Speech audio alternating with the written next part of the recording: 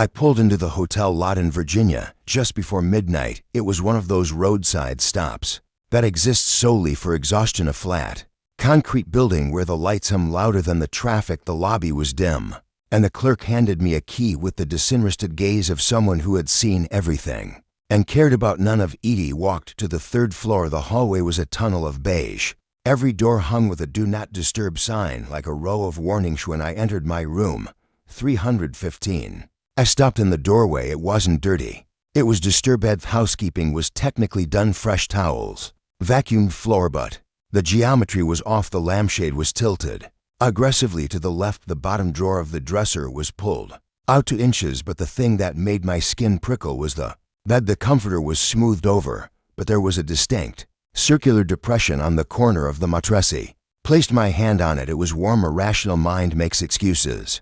Maybe the maid just sat down for a break before I checked in. I forced myself to believe that I threw the deadbolt, but the chain lock was missing. Just the empty screw holes where it used to be. I shoved a heavy armchair in front of the door, turned on the TV to drown out the silence, and collapsed into bed. He didn't sleep well. I drifted in and out of a shallow, feverish doze. Woke up to a sound that cut through the drone of the Tavlit click slide. Me eyes snapped open. The room was bathed in the blue light of the television. I looked at the door. The handle was slowly rotating back to a horizontal position. Someone had just tried the door. Then came the sound of metal scraping on metal, a key sliding into the lock. He held my breath, my heart hammering against my ribs like a trapped bird. The lock tumbled. The bolt retracted. With a heavy clunk, the door pushed inward, but it hit the heavy armchair I had wedged against it. It stopped with a soft thud. I waited for shouting. I waited for aggressive banging, but there was only silence. Through the crack between the door and the frame,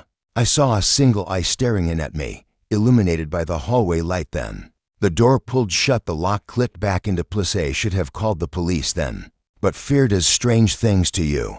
It freezes you. I convinced myself it was a confused guest or a staff member at the wrong room.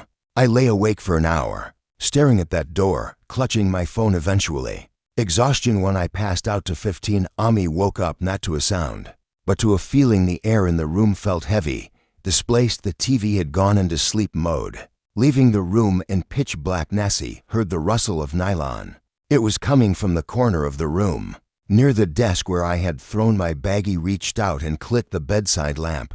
The bulb flickered to life, casting long, jumping shadows. A man was standing over my open suitcase. He was huge, broad-shouldered, wearing dirty jeans and a dark hoodie. He wasn't looking at me. He was holding my wallet. Froze. I froze. The silence stretched so tight I thought it would snap. Who are you?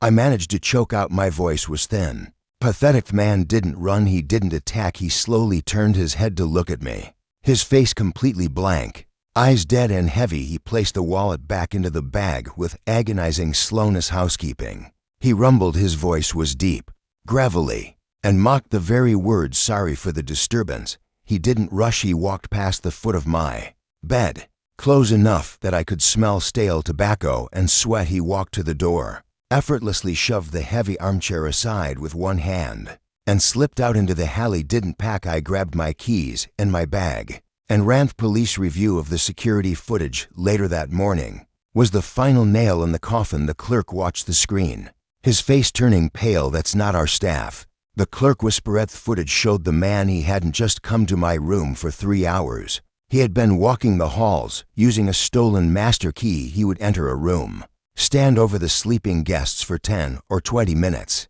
and then leave without taking a thing. My room was the only one where he decided to touch the bags, and it was the only room where he spoke. I still wonder what he was doing in those other rooms, just standing in the dark, watching strangers dream.